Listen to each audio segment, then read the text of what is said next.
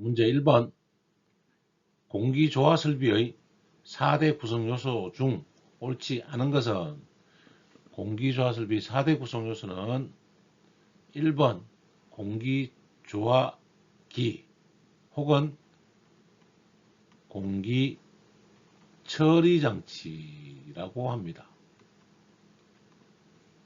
2번 열원장치, 3번 열운반장치, 4번 자동제어장치. 이렇게 우리가 기억하시면 되고, 공기가열기는 공기처리장치에 해당되는 거라서 문제 4번이 정답이 되겠습니다. 그림으로 잠깐 그려보면요. A, H, U가 있다라면 그게 공기처리장치가 됩니다. 여기에 열원장치라고 한다면 열원장치는 해당되는 냉동기나 보일러가 열원장치가 되겠습니다.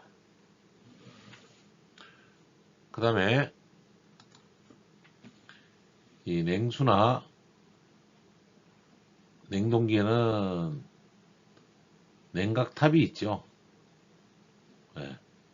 이러한 장치들을 냉각탑은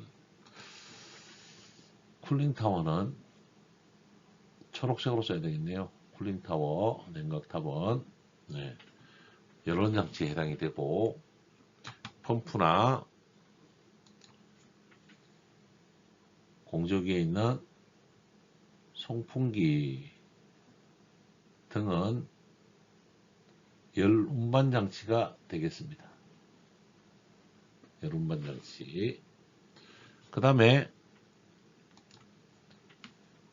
온도나 습도를 조정해주는 펌프, 냉동기, 보일러, 팬 등을, 물론 댐퍼도 있죠. 요걸 조정해주는 자동제어 장치. 요까지 4개가 공기조화설비의 4대 구성요소입니다. 답은 공기가열기가 됐습니다. 한번 더 확인해 주고요. 문제 2번 공기조화설비의 구성을 나타낸 것 중 관계가 없는 것은, 열원장치는 앞에서 봤지만 냉동기, 보일러, 쿨링타워 등이 열원장치입니다. 일단 1번이 아닌 걸로 판단은 되고요. 2번 공기처리장치는 공기조화기 AHU 안에 들어있는 냉각기, 필터, 가습기, 엘리미네이터 등이 해당이 되는 것입니다. 맞습니다. 3번 열운반장치로는 송풍기, 덕트, 펌프 등이 열운반장치가 되겠습니다. 맞습니다.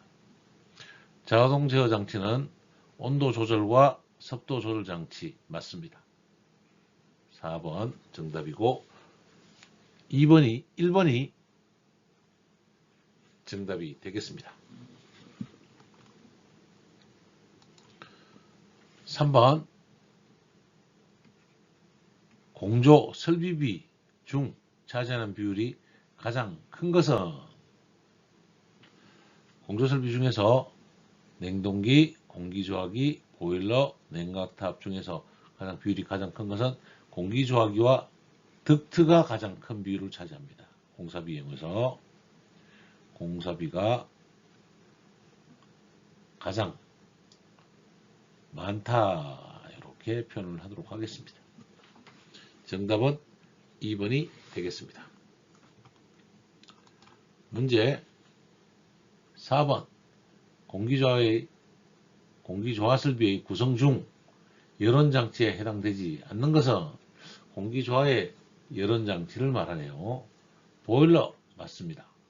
냉동기 맞습니다. 냉각탑 열원장치 맞습니다. 공기조화기는 공기처리장치에 해당이 됩니다.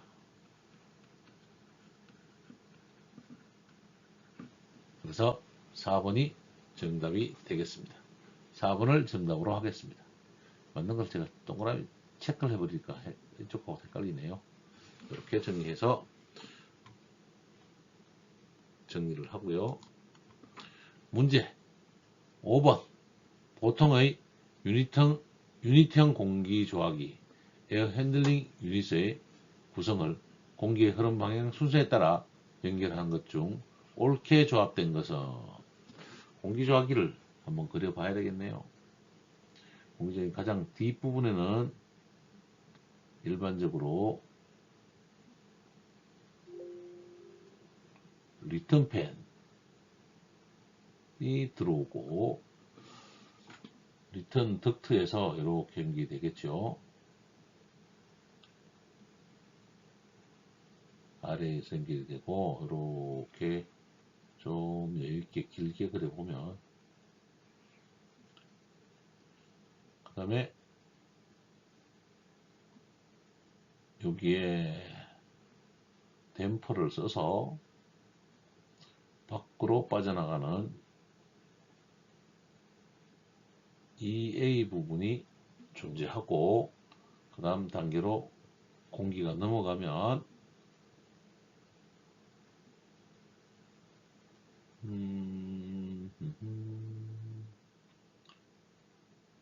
아웃에어가 들어와야 되겠습니다. 얘는 빠져나가는 것이고요. 그래서 RA와 EA가 합치는 파트를 믹싱 에어라고 하고 그 다음에 해당이 되는 것은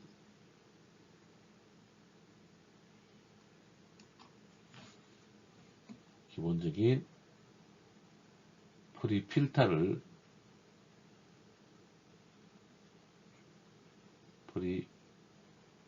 먼저 구성하고 그 다음에 구성이 되는 미디움 필터를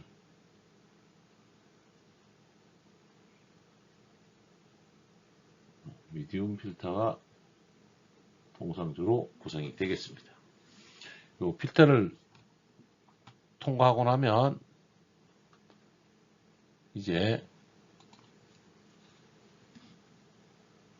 냉수 코일이 들어가는데요. 이 냉수 코일은 냉온수를 쓰면 냉온수 코일이고 냉동만 쓰면 냉방만 쓰면 냉수 코일이 되겠습니다.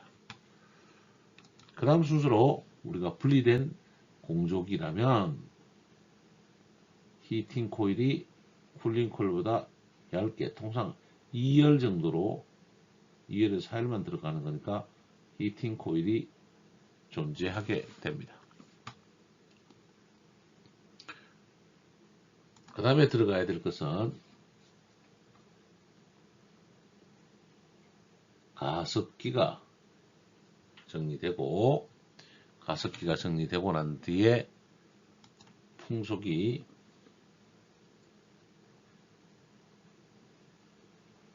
3.5m/s 이상이 되면 우리는 일리미네이터를 설치합니다. 물론 이 가습기가 스프레이 방식이라면 일리미네이터가 당연히 들어갈 것이고 에어와셔 타입도 그렇습니다. 여기는 엘리미네이터가 들어가고 요즘은 엘리미네이터를 잘 설치하지는 않습니다. 그 다음에 이 코일 파트와 햄 파트는 항상 분리해 가지고 여기에 진동을 방지하기 위한 캔버스 염을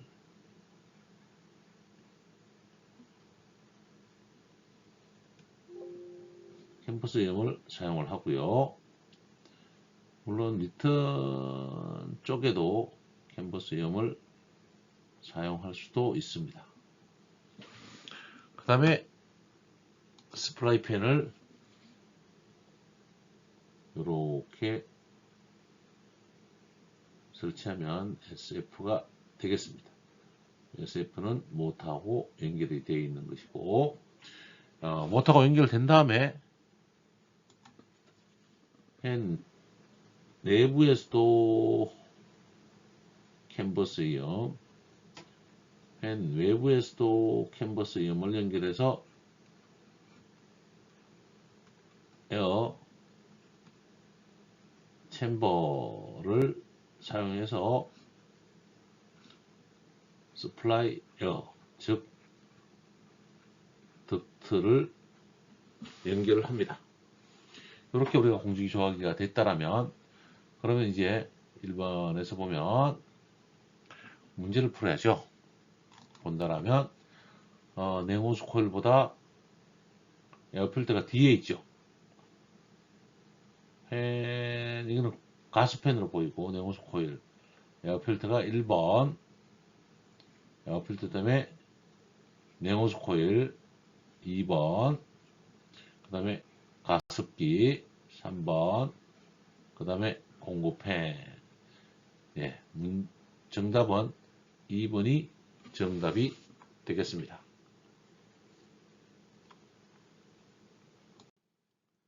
문제 6번. 에어필터의 재진 효율에 관한 식으로 올바른 것은 단, 입구 측의 공기 중의 먼지 농도는 C1, 출구 측의 먼지 농도는 C2. 예, 우리가 항상 효율은 입력분의 출력으로 계산하시면 됩니다.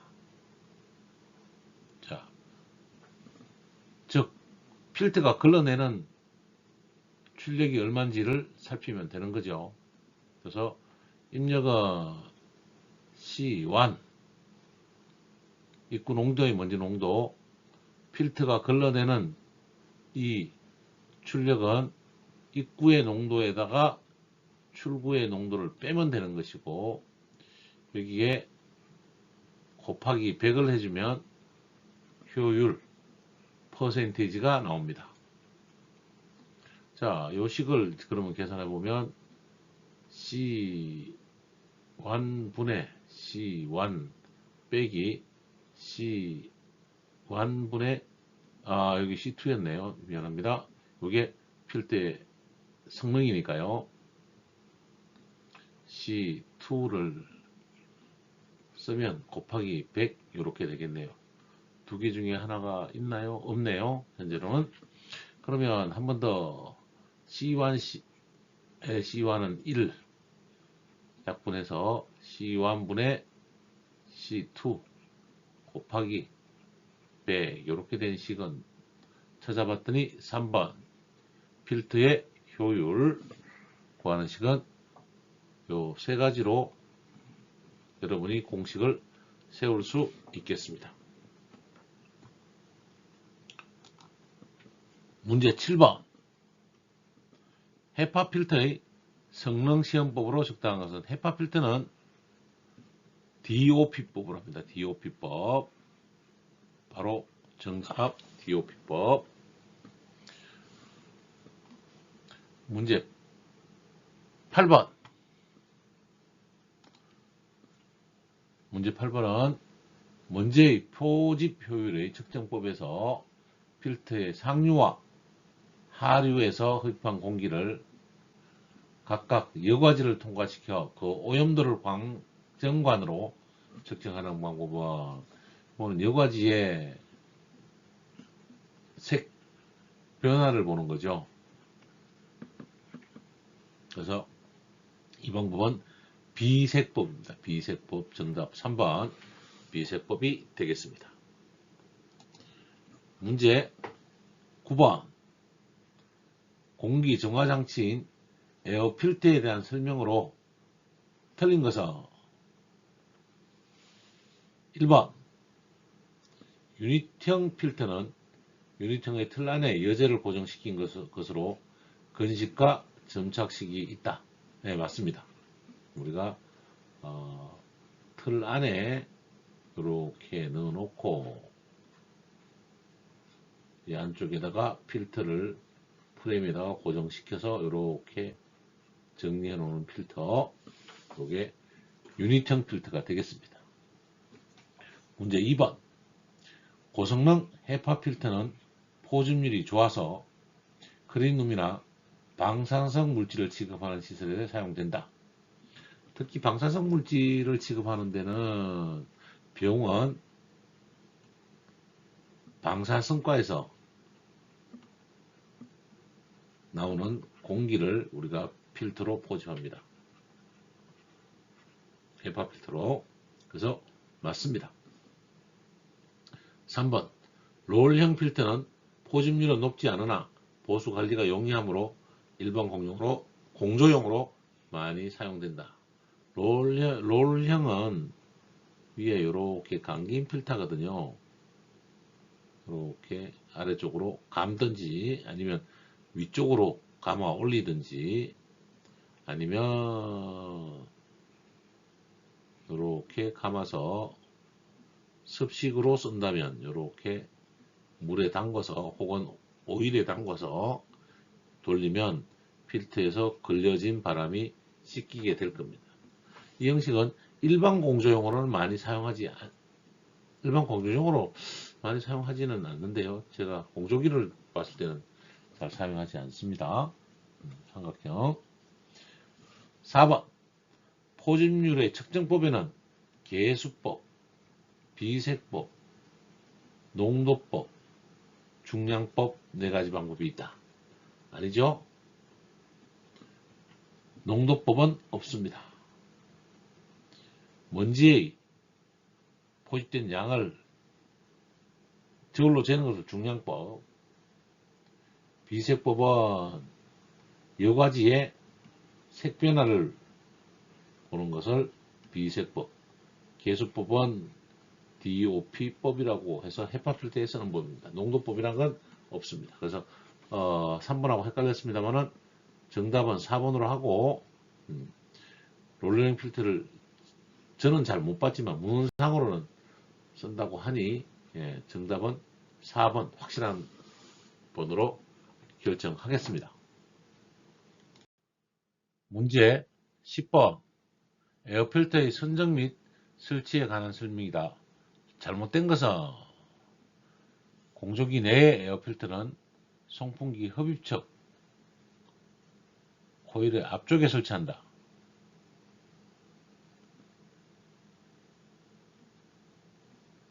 이 말의 뜻은 정확하게는 냉각 코일의 앞쪽에 설치한다. 이렇게 해석을 일단 해보도록 하겠습니다. 두 번째, 고성능 헤퍼 필터나 전기식 필터는 송풍기 철구측에 이 송풍기는 여기 있는 스프라이팬을 이야기하는 것 같아요. 그래서 필터는 뒤에 이렇게 될 것 같습니다. 우리가 일반 미디움 필터까지 프리필터 미디움까지 사용하고 스플라이가 되면 실에 가서 여기서 헤파 필터를 사용하거든요. 그래서 출구 쪽에 사용하는 것이 맞습니다. 3번. 고성능 헤파 필터를 사용하는 경우는 프리필터를 설치하는 것이 좋다.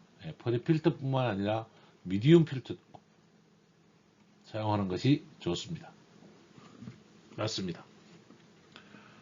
성능 표시로 필터의 성능 표시겠죠. 포집 효율은 측정 방법에 따라서 계수법, 비색법, 중량법으로 나타낸다. 중량법, 비색법, 개수법. 이 화살표의 의미를 모르겠어요. 이게 큰데요.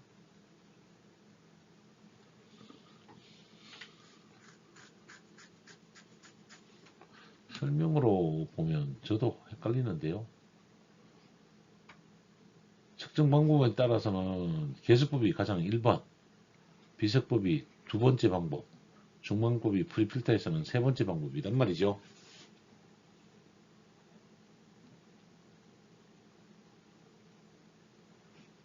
네, 여기도 맞네요.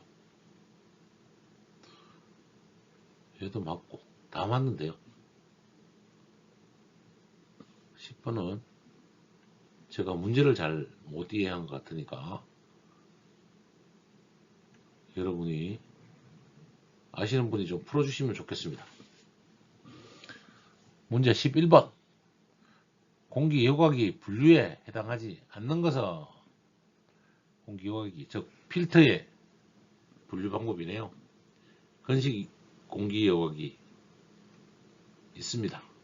습식 공기 여과기 있습니다. 점착식 공기 여과기 있습니다. 가스 중력 집진기, 가스는 아니죠. 가스는 중력으로 하지 않습니다. 그래서 4번을 정답으로 하겠습니다. 문제 12번. 공기 중의 냄새나 유해가스 제거에 유효하게 사용되는 필터는, 냄새나 유해가스는 항상 활성탄 필터가 되겠습니다. 냄새나 유해가스는 뭐다? 활성탄 필터이다. 답 4번. 문제 13번. 공기조화기에서 사용하는 에어필터 중에서 병원의 수술실이나 클린룸에 가장 적합한 필터는, 병원 수술실 정도면 우리가 헤파 필터를 사용합니다. 초고성능 필터는 울파 필터죠. 활성 필터는 냄새, 가스, 유해가스 제거할 때 쓰는 게 활성탄 필터입니다. 문제 14번. 클린룸의 청동도 조건을 나타내는 클래스는 어느 크기의 마이크로미터의 입자를 기준으로 하는가? 클래스는 0.5 마이크로미터의 입자의 개수를 증후의 클래스라고 합니다. 0.5 마이크로가 1 큐빅 입방미터, 1 큐빅 입방이 아니죠. 1 큐빅 피트, 1 큐빅 피트, 가로 세로를 자 피트로 정리했을 때 1 큐빅 피트 안에 한 개 들면 1, 10개 들어있으면 클래스 10,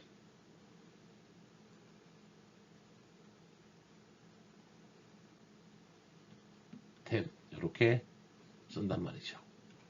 샵 10, 이렇게도 클래스를 나타내기도 합니다. 클린룸의 청도 조건을 나타내는 크기는 0.5 마이크로미터다. 답 3번이 되겠습니다. 문제 15.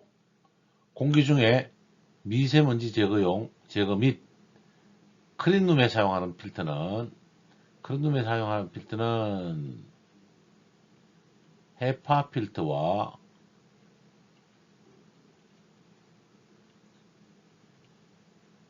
울파 필터가 있습니다. 이 필터들은 초고성능 필터에 해당이 됩니다. 정답은 3번이 되겠습니다. 문제 16번.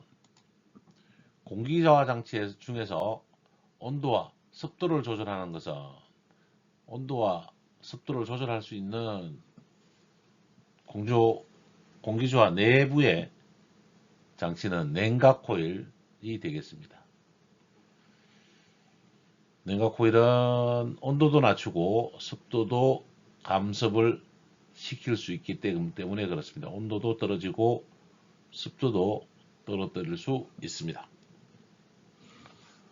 문제 17번. 냉수 코일에 대한 설명 중 옳지 않은 것은 1번.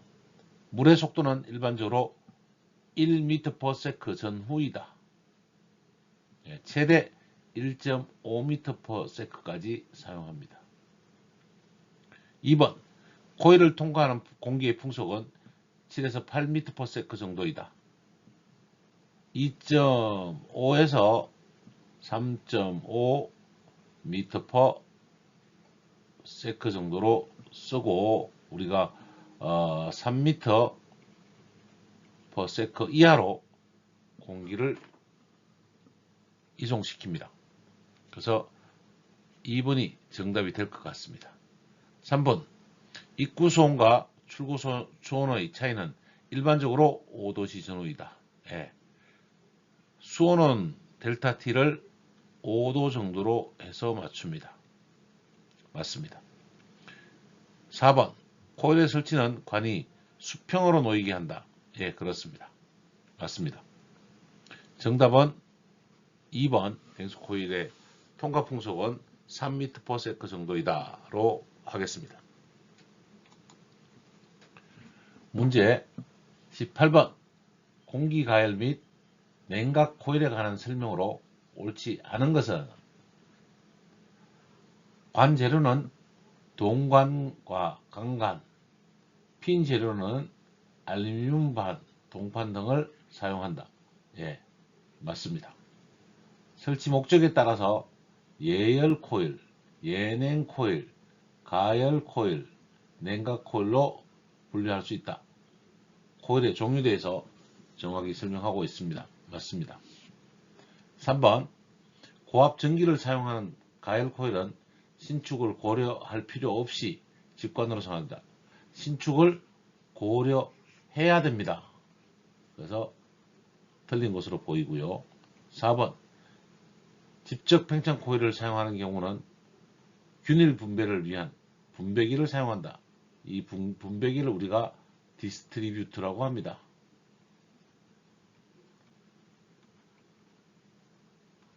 균일 분배를 위한 것은 답은 4번도 맞고요. 답은 3번이 되겠습니다. 문제 19번. 다음 중 공기 가열 코일의 종류가 아닌 것은 전열 코일, 전기로 코일 쓰는 건 맞습니다. 건코일, 건코일이란 말은 없습니다. 2번이 답이 될 것 같고요. 전기코일, 스팀코일, 온수코일 등은 맞습니다. 답은 2번이 되겠습니다. 문제 20번. 온수 및 전기 코일의 설계에 대한 설명 중 틀린 것은 1번. 온수 코일 헤더 상부에는 공기 배출 밸브를 설치한다. 에어벤트를 설치한다. 맞습니다. 전기 코일의 전면 풍속은 6에서 9m 정도로 선정한다. 아까 온수 코일도 3m였죠. 좀 더 빠르게 하긴 합니다만 온수 코일이 3m/s로 선정, 냉수 코일과 같은 코일을 쓰기 때문에 3m/s로 정리해 주시면 되겠습니다. 답은 2번이 될 것 같고요. 3번. 온수 코일의 유량 제어는 2방 또는 3방 밸브를 쓴다. 맞습니다. 유량 제어는 전동 밸브 2방이나 3방 밸브를 사용합니다. 4번. 전기 코일은 온수에 비해서 열 회수를 작게 할 수 있다. 전기 코일은 온수 코일에 비해서 100% 응축수로 환수하는 거죠. Q는 G, 감마, 잠열로 열을 회수할 수 있기 때문에 그렇습니다. 맞습니다. 답은 2번이 되겠습니다. 문제 21번. 난방공조에서 실내 온도 코일의 입구 온도가 23도, 현열량 16,800kJ/h, 풍량이 2,400kg/h이면 코일의 출구 온도는, 이 문제는 Q는 G, C, 델타, T로 풀어야 되겠네요. 풍량이 아예 중량으로 나왔네요. 2400 곱하기 Q는 16,800kcal/h. 공기의 비열 0.24 곱하기 우리가 구하려는 T2 빼기 실내 온도 23도, 이렇게 계산을 잡으면 T2는 23 더하기 16,800 나누기 2000에 현열량이 16,800kJ이네요. 예. 16,800에다가 나누기 2.4를 제가 kcal/kg 도시로 했기 때문에, 예. 그러면 곱하기 0.24 한 다음에 나누기 1kcal는 4.2줄이니까 이렇게 집어넣으면, 계산식을 넣으면 나올 것 같습니다. 계산기를 한번 눌러보면 16,800 나누기 여기 분명히 2,400인데 이것도 잘못 썼네요. 2,400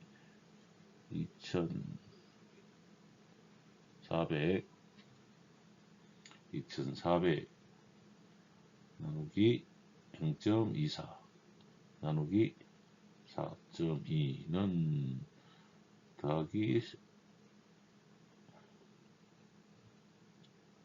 23.0 29.9, 약 30도가 나오네요. 29.9, 약 30도. 그래서 16, 30, 2번이 정답이 되겠습니다.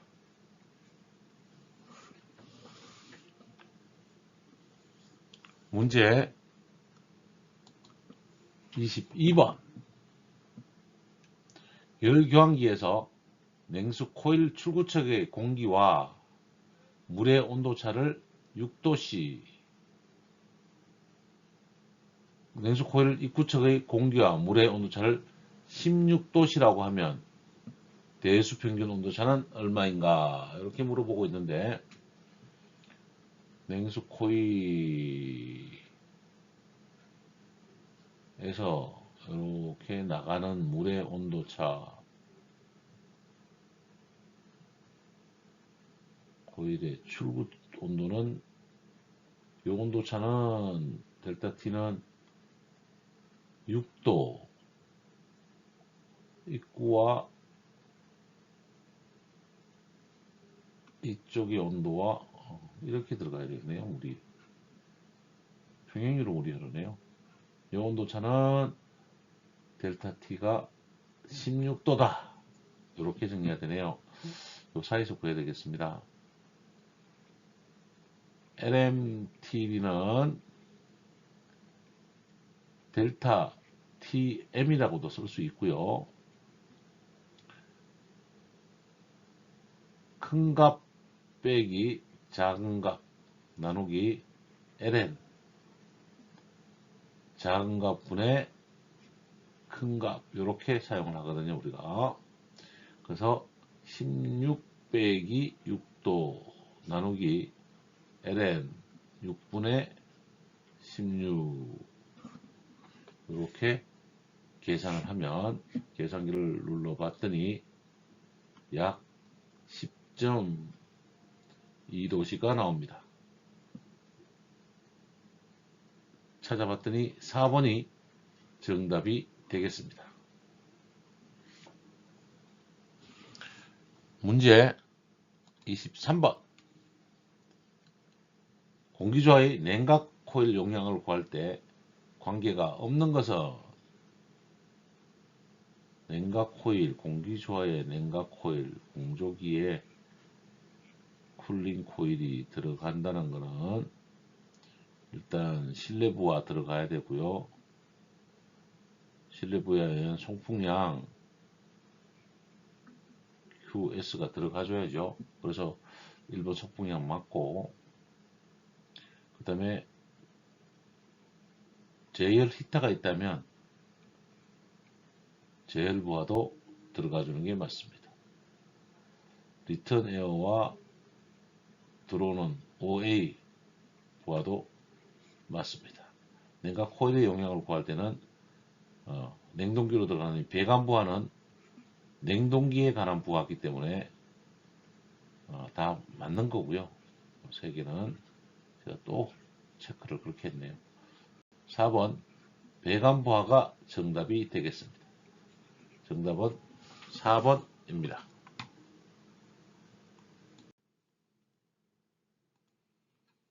문제 24번. 성면으로 만든 박판 등의 소재에 흡수제로 염화리튬을 침투시킨 판을 사용하여 현열과 잡열을 동시에 열교환하는 공기대 공기열교환기는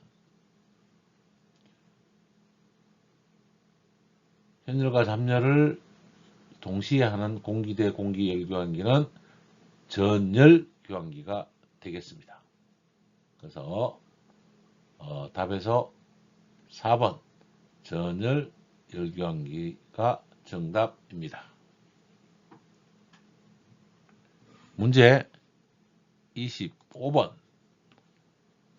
벌집 모양의 로터를 회전시키면서 윗부분으로 외기를, 아래쪽으로 실내 배기를 통과하여 배기와 외기의 온도 및 습도를 열교하는 열교환기는 일단 전열교환기고요. 근데 로터라고 했으니까, 회전이라고 했으니까 회전식 전열교환기가 되겠습니다. 정답은 4번이 되겠습니다. 위에 문제를 보면 이렇게 되는 거죠. 아래쪽에 이렇게 놓고 EA는 밖으로 빼고 들어오는 OA를 전면적으로 이렇게 집어넣으면 이론에 설명했던 것처럼 로타가 있고, 요 로타는 허니콤 방식의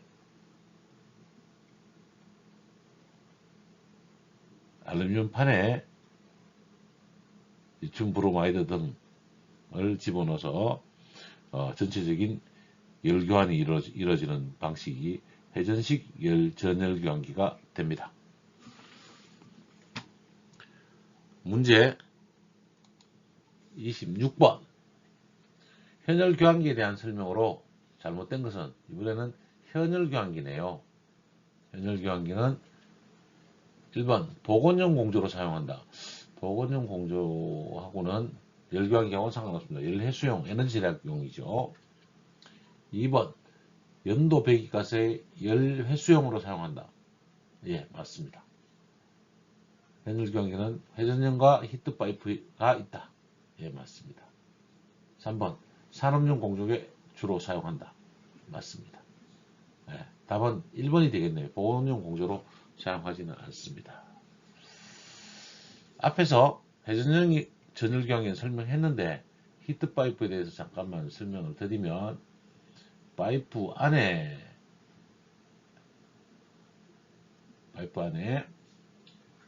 진공을 걸고 이 안에 솜 혹은 들어있는 전열 물질을 위크라고 합니다. 위크를 넣어놓고 여기에 비등점이 높은 액체를 넣으면 여기가 더운 곳이면 바로 증발을 해서 혹은 모세관 현상으로 찬 곳으로 이동해서 응축을 하는 거죠. 이렇게 되는 파이프를 히트 파이프라고 합니다. 히트 파이프. 약간 이렇게 비스듬하게 세워주고 아무 위크도 넣지 않고도 여기에 휘발성 액체를 넣어주면 열이 굉장히 빠른 상태로 가서 응축을 하기 때문에 열이 빨리 돌아오는 효과가 있는 것을 히트 파이프라고 합니다. 히트 파이프에 대해서 잠시 설명드렸습니다. 문제 27번. 가습 효율이 100%에 가까우며 무균이면서 응답성이 좋아서 정밀한 습도가 가능한 가습기는 가습 효율 100%. 그건 뭐죠? 전기입니다. 전기. 문제 1, 2, 3, 4 중에서 3번. 전기 가습기가 가습 효율이 100%인 가습기가 되겠습니다. 정답은 3번이 되겠습니다. 문제 28번. 가습 방식에 따른 분류로 수분무식 가습기가 아닌 것은 원심식으로 원심판을 돌려주면서 물을 밖으로 튀기면 수분무가 됩니다. 초음파식은 초음파판을 이용해서 진동을 이용해서 가습하는 장치가 되겠습니다. 모세관식은 증발식이라고 표현하는 게 맞겠죠. 그래서 모세관식을 잡고 분무식, 물을 노즐에서 이렇게 뿌려주는 방식이니까 수분무식 맞습니다. 답은 3번이 되겠습니다. 문제 29번. 물탱크에 전기 코일 또는 전열 히트를 사용해 물을 가열 증발시켜서 가습하는 것으로 패키지 등의 소형 공조기에 사용하는 방법은 가열 증발하는 것은 가스팬, 후라이팬 생각하시면 돼요. 여기다 물 넣고 불을 줘서 끓이면 전기가 나오죠.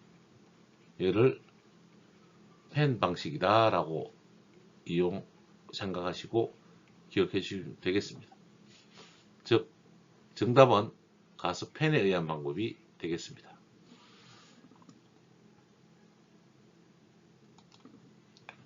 문제 30번. 수조 내의 물이 진동자의 진동에 의해서 수면에서 작은 물방울이 발생되어 가습되는 가습기. 진동자의 진동은 초음파 진동으로 갑니다. 답은 초음파 방식이 되겠습니다. 문제 31번. 물과 공기의 접촉면을 크게 하기 위해서 증발포를 사용하여 수분을 자연스럽게 증발시키는 것은 아까 모세관으로 말씀드렸던 기화식 방법이 됩니다. 답은 4번이 되겠습니다. 문제 32번. 가스팬에 의한 가습장치의 설명으로 틀린 것은 팬은 뭐라 그랬죠? 후라이팬 생각하라 그랬죠? 가열하면 물이 증발하는 것을 쓰는 방법이죠. 온수 가열용에는 전기 또는 전기 가열기가 사용된다. 맞습니다. 2번. 가습장치 중 효율이 가장 우수하다. 효율이 가장 우수한 가습기는 스팀 가습기입니다. 그래서 아닙니다. 3번. 응답 속도가 느리다. 예, 물을 끓여 가열해서 증발하다 보니까 속도가 느립니다. 맞습니다. 패키지 등의 소형 공조기에 사용됩니다. 가스팬은 나중에 밑에 이물질이 많이 남아서 예, 요 문제가 단점인 경우도 있습니다. 답은 2번 가습 효율이 가장 우수한 가습 방법은 전기가습이 되겠습니다. 문제 33번 온수의 물을 에어워셔 내에서 분무시킬 때 공기의 상태는 우리가 에어워셔는 공조기 안에서 노즐로 물을 순환 분무하는 것을 말합니다. 이렇게 사용해서 가습하는 거죠. 이 에어워셔는 공기 선도로 보면 순환수 분무는 등 엔탈피 변화로 가습을 하게 됩니다. 그래서 온도는 떨어지고 습도는 상승하는 효과를 갖습니다. 그래서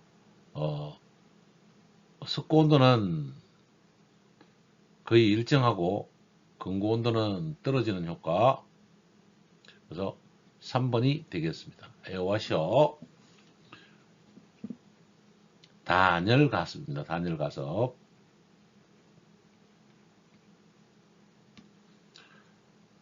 문제 34번 공기조화 과정 중에서 80도의 온수를 분무시켜 가습하고자 한다. 이때 열 수분비는 몇 킬로칼로리 퍼 킬로그램인가? 예. 킬로그램당 열량.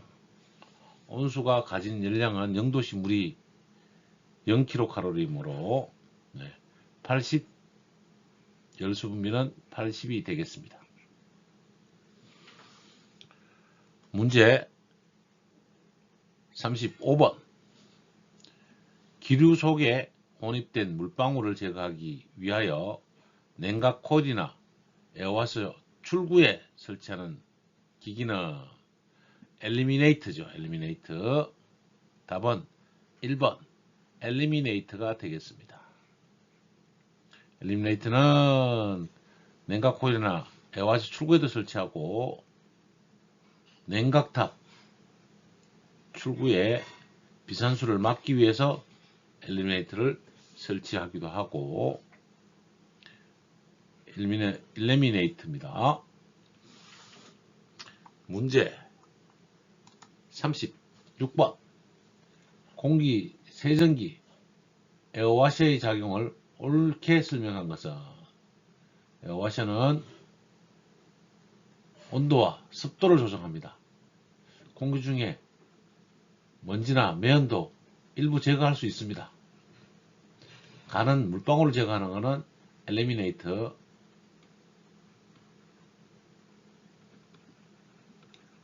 엘리미네이터. 풍량을 조절하는 팬이나 댐퍼죠.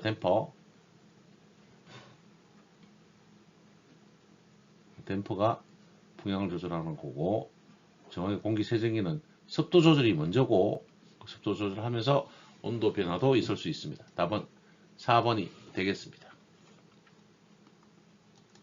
문제 37번 에어워셔에서 수, 공기, 비란 요 수공기 비에서 한글로 그냥 읽어주시면 됩니다.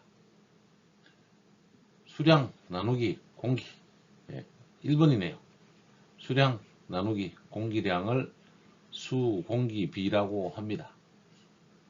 영어는 비열이라고 하면 비자가 앞에 오면 킬로그램당 열량 이렇게 되겠지만 비가 뒤에 붙으면 그냥 읽어주면 됩니다. 수공기 비, 열수분비 이렇게 정리할 수 있습니다.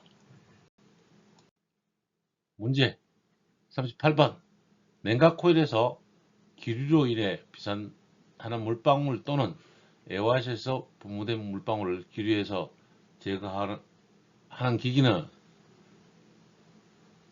물방울 제거는 eliminate 1번 eliminate가 되겠습니다.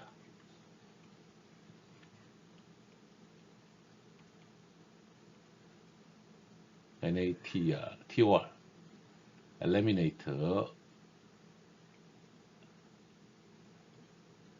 미 NATOR 이렇게 쓰는 게 제수판 이렇게 설명할 수 있겠습니다. 답은 1번입니다. 문제 39번. 공기에서 수분을 제거하여 습도를 조정하기 위해서 어떻게 하는 것이 옳은가? 수분을 제거하려면 노점 온도로 떨어뜨려야죠. 노점 온도보다 낮게 가열 코일 설치하면 이때 습도 조정은 절대 습도를 말하는 거거든요. 그래서 가열 코일을 설치하면 절대 습도는 안 떨어지죠. 노점 온도보다 공기 유료 중에 노점 온도 높은 코일을 설치한다. 가열만 되는 거죠. 아닙니다. 공기 유료 중에 공기 노점 온도와 같은 온도의 코일을 설치한다. 뭐 아무런 의미가 없습니다.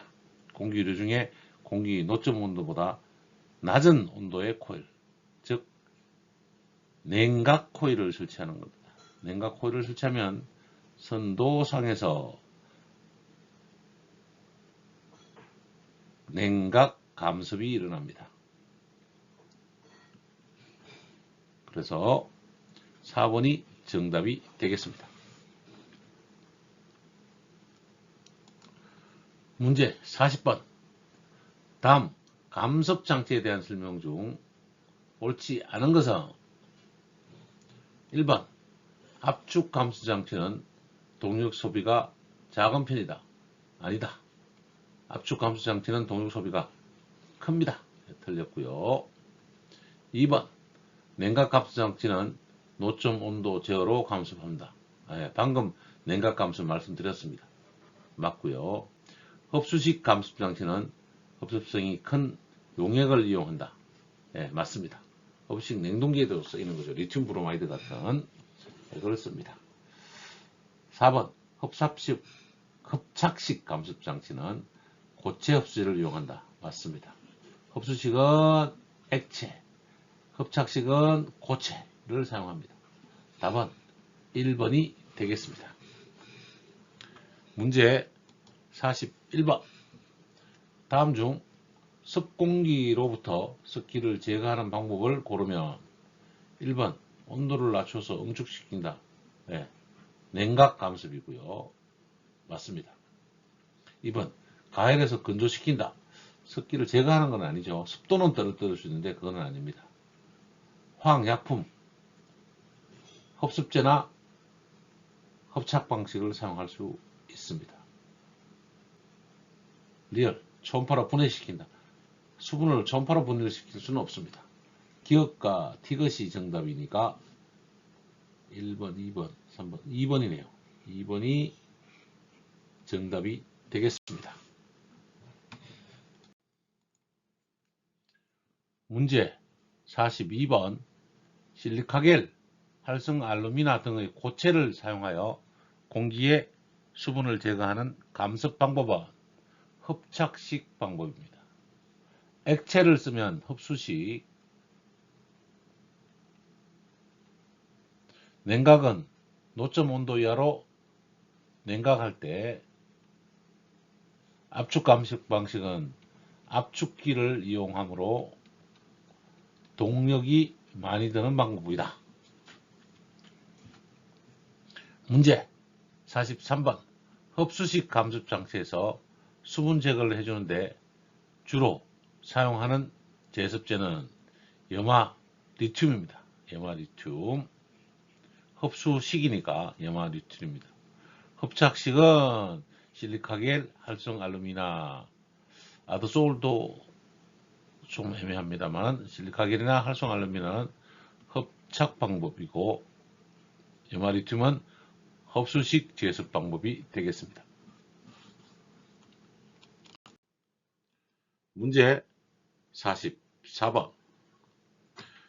다음 펌프의 종류에서 작동 부분이 왕복 운동을 하는 왕복식 펌프는 1번 볼류트 펌프.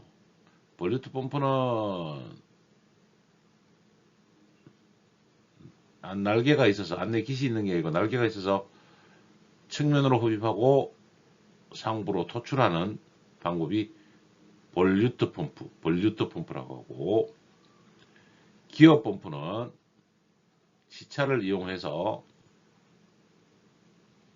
기어를 물리고 여기서 오일을 흡입하고 토출하는 방향으로 되어 있는 펌프가 기어 펌프입니다. 플런지 펌프는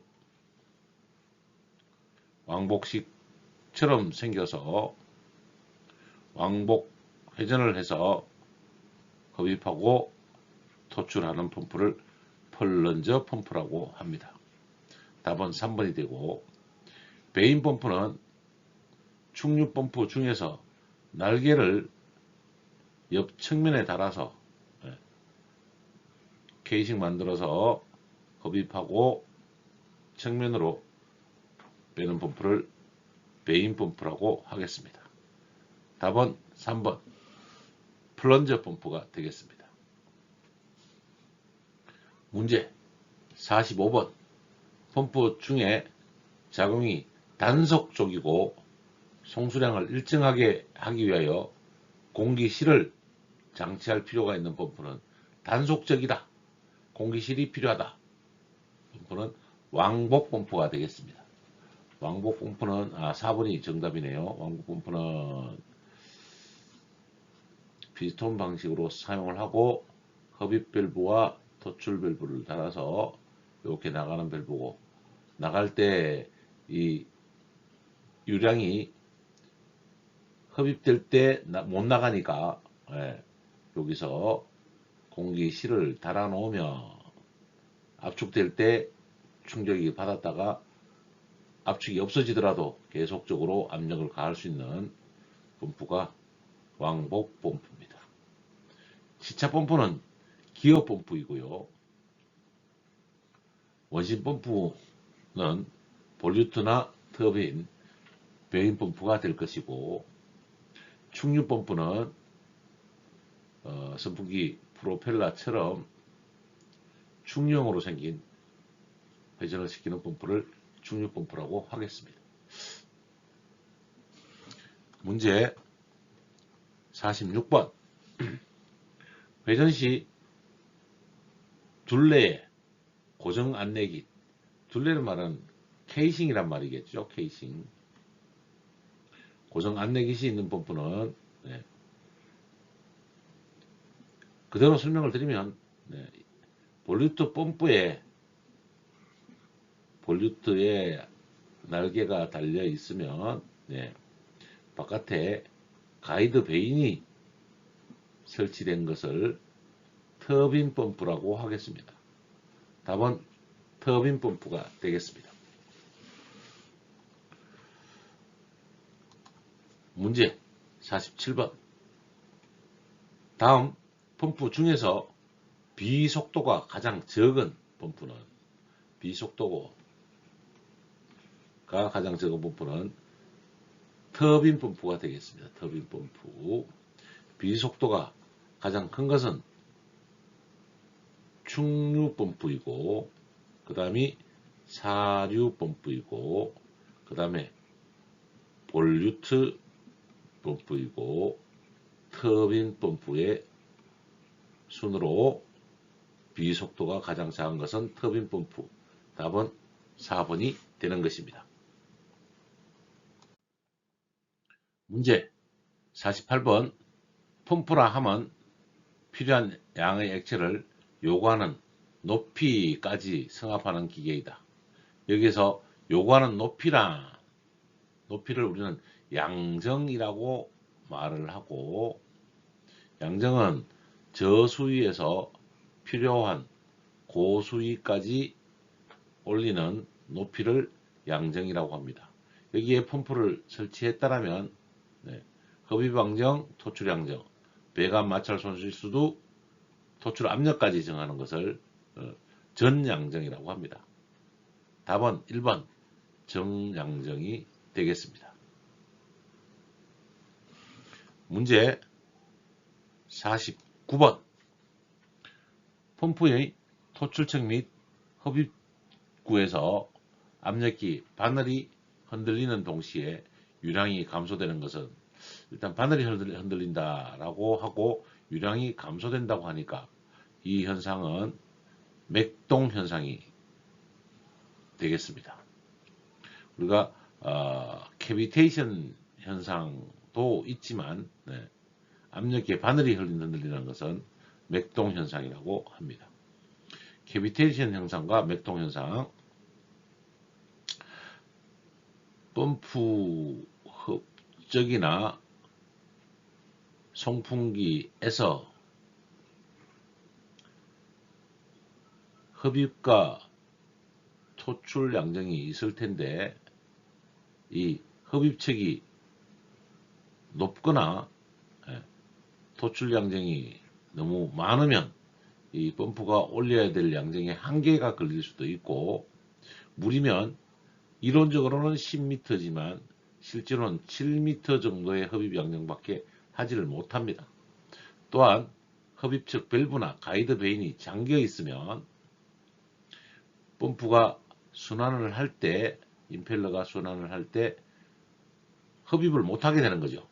이때 거품이나 공동이 생기는 현상을 공동현상, 즉 캐비테이션이라고 하고, 이런 현상이 발생되고 나면 올라갈 수 있는 압력이 토출 밸브가 잠기거나 이렇게 되거나 흡입 밸브가 조여지거나 했을 때 압력이 올라갔다가 못 올라가죠. 그러니까 다시 떨어지게 되니까 여기에 있는 압력계가 올라갔다가 내려갔다, 이 상태를 왕복하는 현상, 공동현상 다음에 일어나는 현상이 맥동현상이 되겠습니다. 답은 2번이 되겠습니다. 워터햄머. 워터햄머는 이 돌아가던 펌프를 정전시나 갑자기 꺼버리게 되면 올라가던 수압이 내려오면서 여기에 체크 밸브가 설치되어 있다라고 하면 더 이상 못 내려가니까 여기를 때리면서 수격이 일어나는 현상을 수격작용, 워터햄머라고 합니다. 수격작용은 일반 수압의 약 14배 정도 이상의 압력이 가해지는 것입니다. 이 압력이 가해지면 파이프가 파손되거나 개척기가 파손되는 등 배관이 흔들림이 생기는 작용을 수격작용이라고 합니다. 진동현상은 펌프가 밸런싱이 맞지 않거나 그랬을 때 흔들리게 되겠죠. 진동현상이라는 용어는 별도로 쓰지는 않습니다. 문제 50번. 유량, 수량 2000L per minute, 양정 50m, 펌프 효율 65%인 펌프의 소요 축동력은 몇 킬로와트인가? 동력 킬로와트는 102분의 감마 Q H, 여기다가 효율을 넣으면 되겠습니다. 자, 그러면 102 곱하기 65%니까 0.65 감마 비중량 1000 곱하기 유량 큐빅미터 퍼 세크죠. 그러니까 2 큐빅미터가 되고 곱하기 양정 50이 됩니다.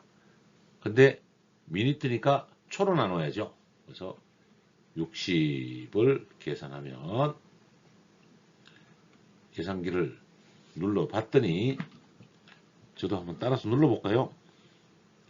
1000 곱하기 2 곱하기 5 나누기 102 나누기 0.65 나누기 60은 25kW가 나옵니다. 그래서 25kW가 되겠습니다. 답은 3번이 됩니다. 문제 51번 12kW의 펌프 회전수가 800rpm인 토출량이 1.5 큐빅미터/미니터일 때 펌프 토출량을 1.8 큐빅미터로 하기 위하여 회전수를 변화시키면 되는가? 어떻게 변화시키면 되는가? 펌프 상사법칙이네요. 펌프 상사법칙. 우리가 유량은 회전수하고 변화와 똑같이 변화합니다. 그래서 이렇게 되죠. 회전수 변화가 똑같죠. 지름은 다음에 이야기했겠지만, 그러면 여기가 Q 아니고 여기 Q2죠. 다음 변화는 양이죠. 그러면 1.8은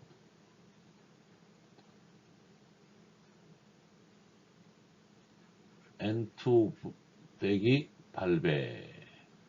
8배에다가 유출량 1.5 이렇게 되죠. 그러면 회전수는 800 곱하기 1.8에 나누기 1.5가 되겠습니다.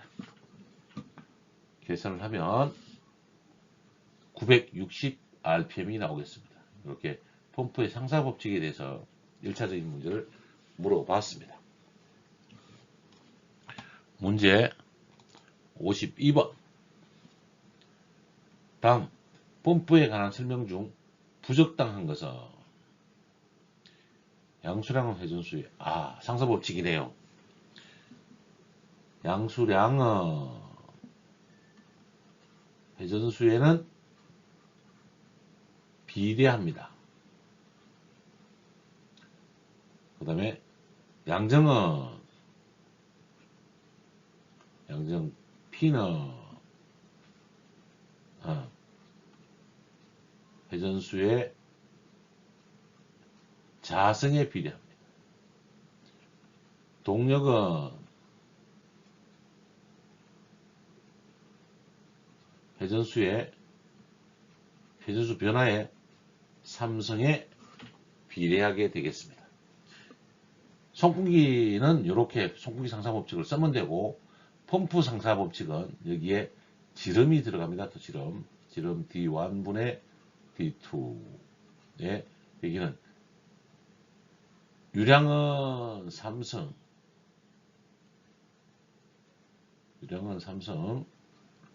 양정은 D1분의 D2의 자성, 동력은 D1분의 D2의 5승, 이렇게 변하는 것이 상사법칙입니다. 상사법칙. 그래서 양수량은 회전수에 비례한다. 컬러를 바꿔야 되겠네요. 양수량은 회전수에 비례한다. 이렇게 했더니 맞네요. 양정은 회전수의 제곱에 비례한다. 맞습니다. 축동력은 회전수의 3승에 비례한다. 동력은 회전수의 3승에 비례한다. 맞습니다. 토출 속도는 유량하고 관계 있긴 한데요. 이렇게 되는 부분은 없습니다. 그래서 4번이 정답이 되겠습니다. 펌프 상사법칙 기억해 주시고 계산할 수 있도록 연습을 해봐 주시기 바랍니다.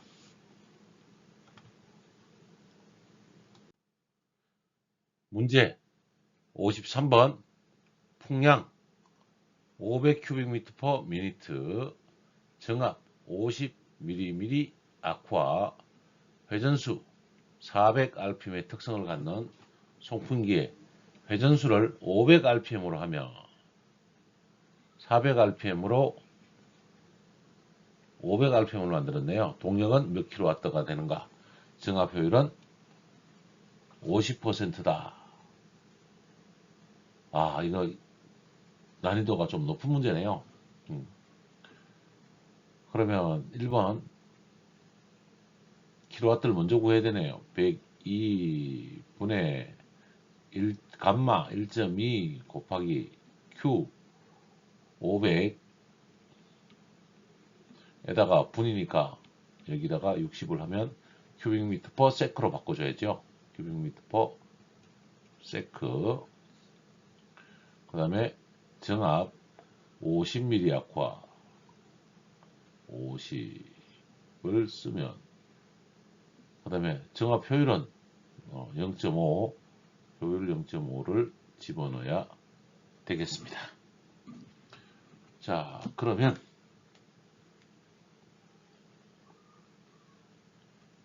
0.2 곱하기 500 곱하기 50 나누기 102 나누기 60 나누기 0.5는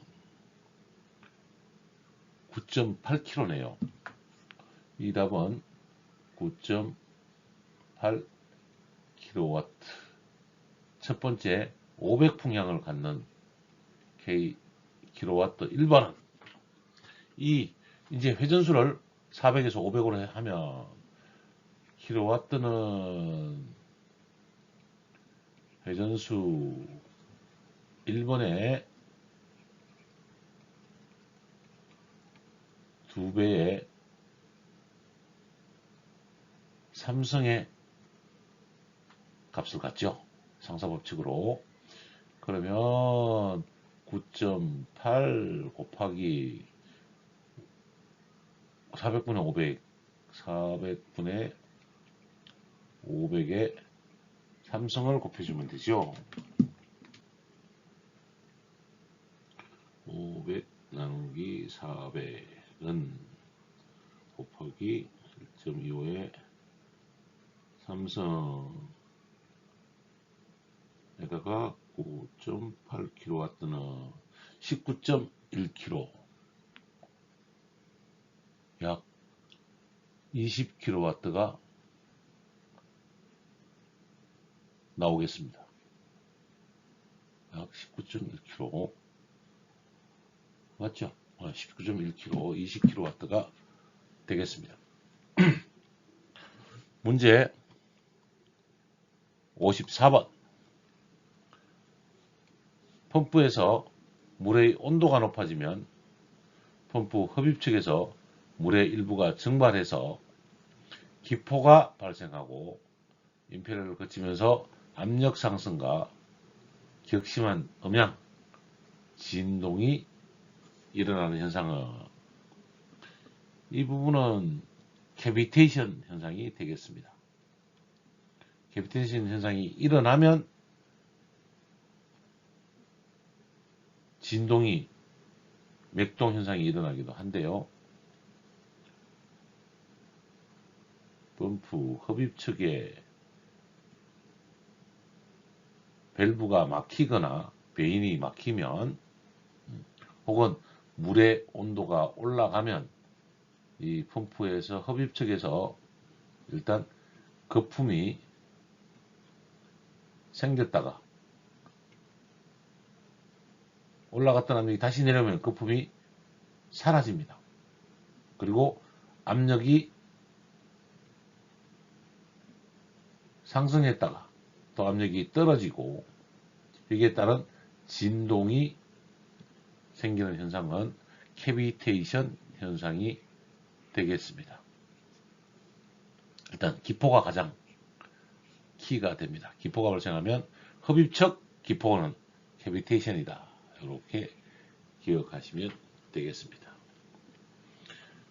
캐비테이션 다음에 팬이라면 컬러 바꿔서 좀 더 설명드릴까요? 팬이라면 이 팬의 이 부분을 흡입 부분을 벤이나 이것들로 줄이면 압력이 올라갔다가 다시 내려오는 이 현상은 서징 현상이라고 합니다. 이걸 맥동 현상이라고 하죠. 캐비테이션이나 원인은 거의 비슷한데 펌프에서는 캐비테이션, 팬에서는 서징 이렇게 살펴볼 수 있겠습니다.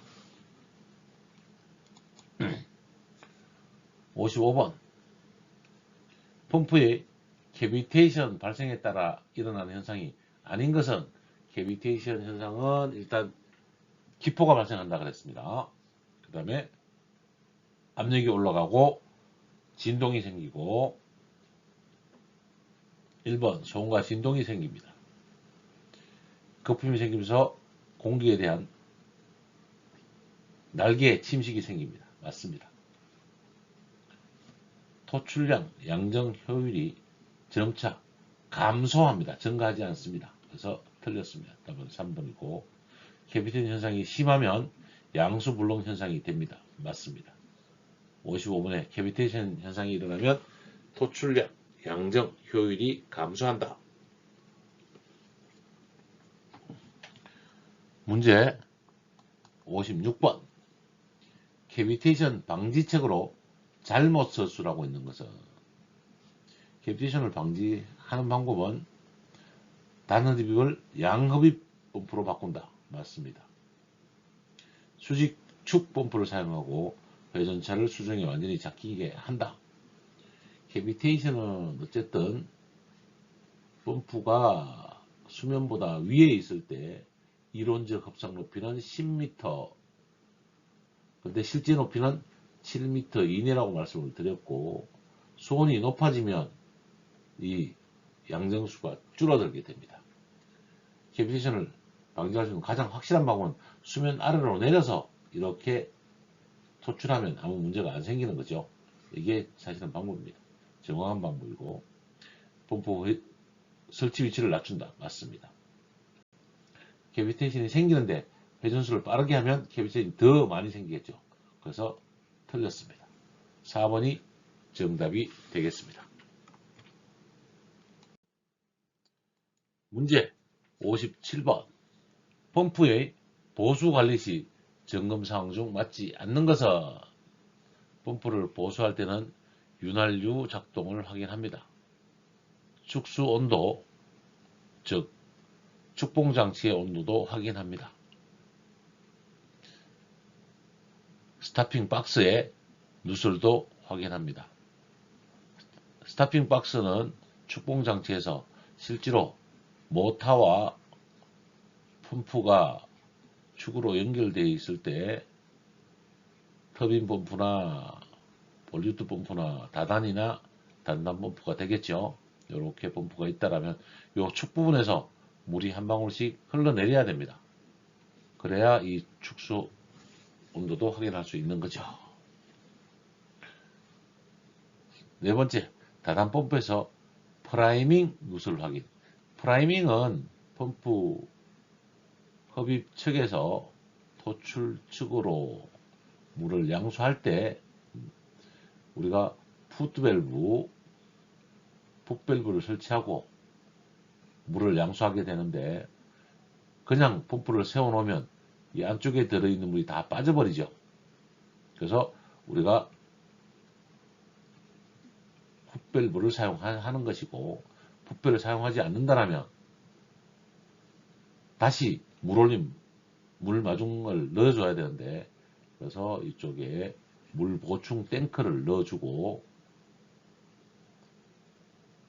체크밸브를 이렇게 사용해 주는 거죠. 이 풋밸브가 또 체크밸브를 역할을 해주니까 항상 펌프는 만수가 되어 있어야 다시 가동할 때 정상 운전이 되는 것입니다.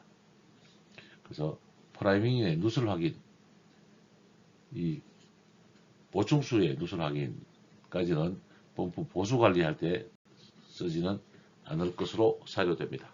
답은 4번입니다. 공존행동이 세상의 중심은 아닙니다. 그러나 여러분은 공존행동의 전문가가 되실 것입니다.